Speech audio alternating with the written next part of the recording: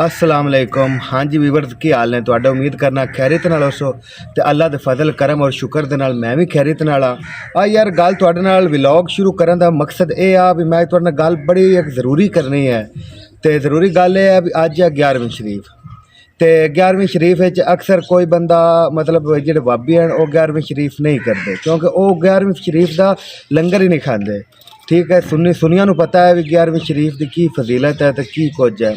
तो आप मतलब आने भी यार साड़ी 11वीं शरीफ वाले ने साड़ी आ दुआ कबूल नहीं की, आ दुआ कबूल नहीं की, असी 11वीं शरीफ क्यों करिए? साढ़े घरी दुख है, साढ़े घरी सुख है। मतलब कि हर बंदा 11वीं शरीफ नहीं करता। कोई आंदा मेरी कबूल होवे तो मैं जेड़ा 11वीं शरीफ करा।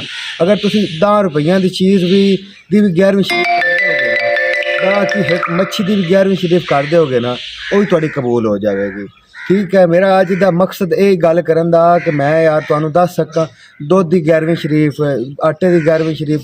मतलब तुसी 10 रुपए भी किसी गरीब नूं 11वीं शरीफ वाले दे दोगे ना, ये सोचते कि यह 11वीं शरीफ का तो वह तुहाडा जिहड़ा ना सवाब या वो तुहाडी चीज़ वंड दो उहदे उत्ते 11वीं शरीफ का मतलब दरूद आखते तुसी वंड दो, वो तुहाडी कबूल है। मतलब गल करन दा अज दा एह है तुसी घर दे विच कोई छोटी तो छोटी चीज़ भी पका के तुसी एक रोटी पका के ना वो भी वंड दो तो वो भी तुहाडी 11वीं शरीफ दे विच है।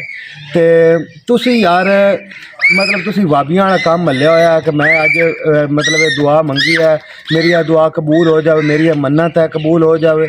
ये जी मैं चाड़ देवांगा जी, मैं पका देवांगा या जी देगा पका देवांगा, ये नहीं। 11वीं शरीफ हर मतलब कोई थोड़ी दुआ कबूल ना होवे। ठीक है, ते चावल ले आंदे उरा लाया तेरे। एक उस तो इलावा होर गल 11वीं शरीफ वाले अगर कोई शाय वंडोगे ना, बच्चे बड़े खुश हो के लैनगे। ए देखो आ बच्ची चावल लैके आई है। ठीक है, मतलब वो चावल लैके इतनी खुश हो गई है कि हाथ दी कोई नहीं खुशी दी। मतलब तुसी वंडोगे बच्चे खुश होंगे, बच्चे दुआएं देंगे तुहानू। बच्ची शर्मा रही है, कैमरे दे अगे नहीं आई तो वो हुण चावल लैके आ रही है। इत्थे एक साडा मतलब मन्नू शाह बोदला है, वो तकरीबन जदों दी उन्हें 11वीं शरीफ करनी शुरू की है ना, वो मतलब दिन ब दिन तरक्की वाली साइड ले जा रही है। तो उस 11वीं शरीफ वाला हाथ छड्डिया नहीं है। वो उनकी कोई दुआ कबूल होवे ना होवे, वो आप खत्म शरीफ जिन्हों आप कहने जिंदी जी चीज़ तो खत्म शरीफ पढ़ी जाए वो लंगर हो जाता। तो वाबी वो लंगर नहीं खाते, शीए भी नहीं खाते, लेकिन आप शिया का पानी भी पी लें, सारा कुछ कर लें, लेकिन अपनी चीज़ वो शीए भी नहीं खाते, वाबी भी नहीं खाते। आते खत्म शरीफ पढ़िया है।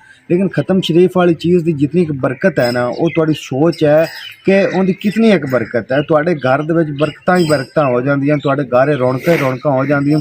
तुसीं अगर कोई भी चीज़ सोचते कि यार एक मतलब आप तुहानूं मैं एक अगे मिसाल दी, एक टॉफ़ी भी है ना, वो तुसीं ये सोच दे दो कि यार अज लंगर शरीफ दे विच मतलब 11वीं शरीफ है तो मैं ये दे रहा, तो वो तुहाडी कबूल हो जाएगी। गल तो ज़रा गौर करना, ये नहीं भी मेरी दुआ कबूल हुई है नहीं हुई है, मैं मन्नत मन्नी है गौश पा लवन वास्ते नहीं गल है, ये सिर्फ तुहानूं दस्सण वास्ते मैं गल कर रहा। मैं तुहाडे ज़हन च भी है लाइक दे भुखा है, लाइक वो तुहाडी मर्जी है, लाइक करो या ना करो। लेकिन 11वीं शरीफ का लंगर तुसीं मतलब जादू टोना है वो ख़त्म हो जाएगा। तो ये बिरागे तौर पर तुहानूं अज मैं मशवरा दे रहा। अज का व्लॉग मैं मतलब इस चीज़ ते ही बनाया, इस चीज़ सोच ते बनाया कि यार मैं इन्होंने दस्सां। ठीक है, 11वीं शरीफ की फजीलत की है। तो ये मेरा भाई किसी गल का माइंड नहीं करना, कोई शिया कोई वाबी माइंड ना करे। मैं सिर्फ अपने सुनिया भाइयों दस रही हाँ कि यार तुसीं ये लंगर कीता करो, इहदे बरकत है। बाकी अल्लाह तुहाडा भला करे, अल्लाह पाक तुहाडे माँ प्यो सलामत रखे, सब्सक्राइब कर दे। अल्लाह हाफिज़।